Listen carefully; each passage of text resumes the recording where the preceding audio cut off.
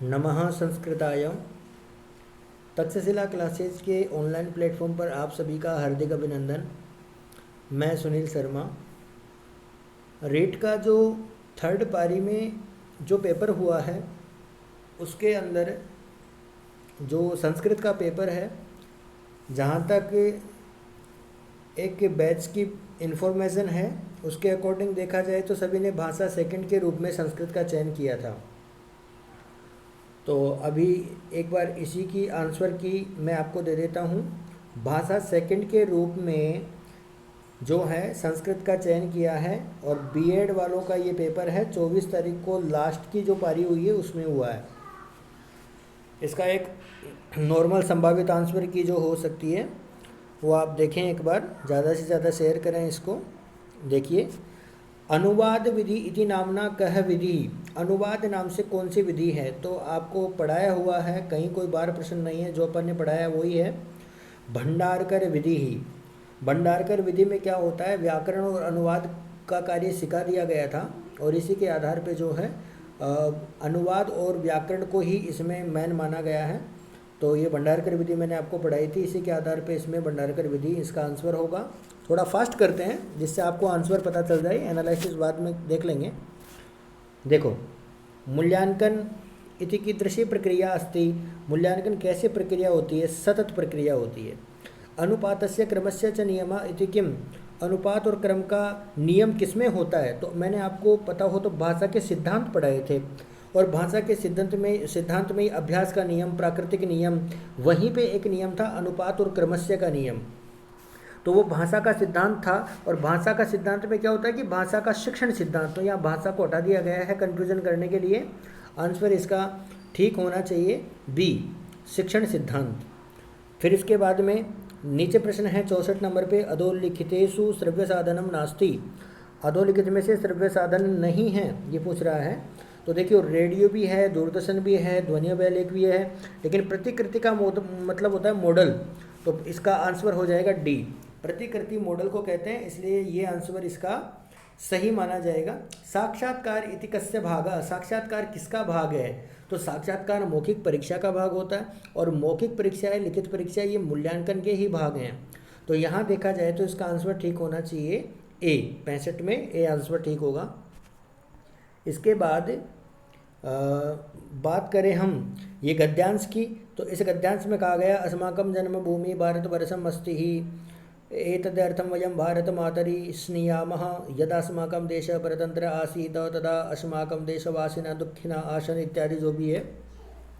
Direct अगर अपन प्रश्नों को देखें तो हम इस आधार पे यहाँ प्रश्नों के आंसर निकालें तो यहाँ पे इसमें षष्ठी विभक्ति होगी और यहाँ पे जो है संभावित सप्तमी भी माना जा सकता है, क्योंकि एक तो जो है मातरी शब्द के आधार पे विभक्ति देखी जा सकती है, एक ही यहाँ पर मातरी के पहले वयम लगा हुआ है, अर्थात वयम हम सब का, कुछ इस प्रकार से। तो षष्ठी विभक्ति भी हो सकती है, संभावित है, दोनों ही आंसरों में कोई एक माना जाए। वैसे ज़्यादा चांस जो हैं वो षष्ठी विभक्ति मानने के हैं। चलो आगे चलते हैं।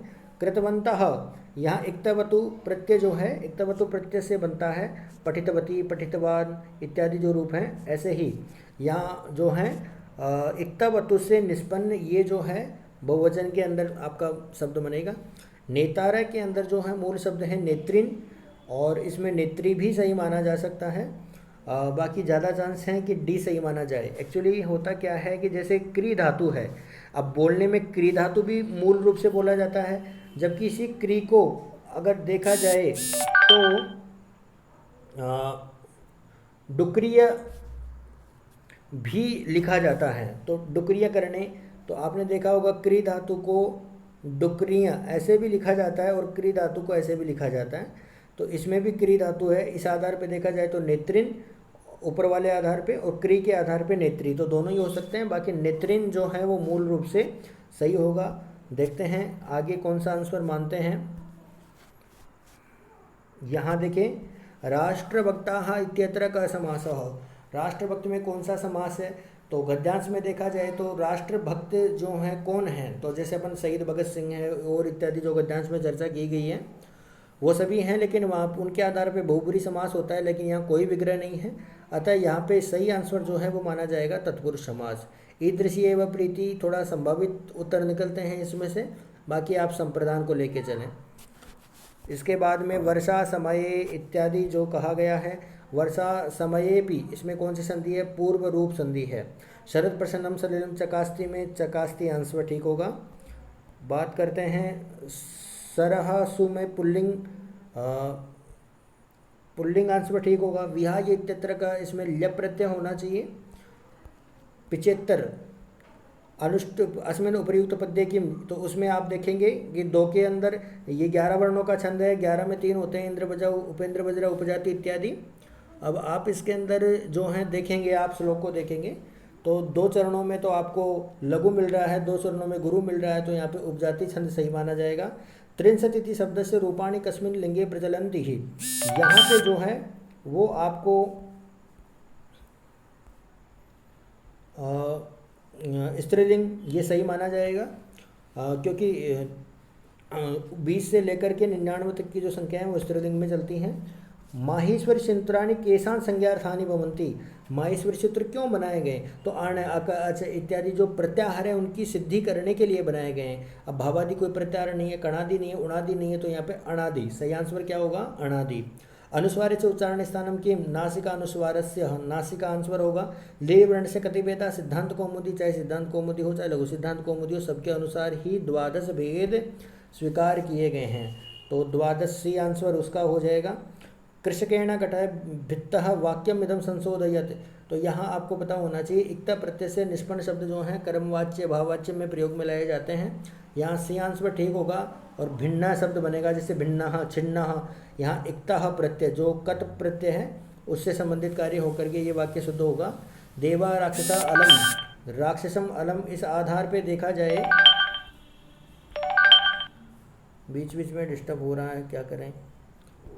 हाँ, अब देखिए, देव राक्षसे अलम वाक्यम संशोधयत, यहाँ पे अगर बात करें तो देवः राक्षसेभ्यः अलम, चतुर्थी विभक्ति का बहुवचन होकर के बी आंसर ठीक होगा। कर्ता कार्यम वाक्यम इदम कर्मवाच्यम परिवर्तन, तो यहाँ पे आपका ये आंसर ठीक होगा। कर्तरा कार्यम इष्यते, मैं थोड़ा जल्दी में हूँ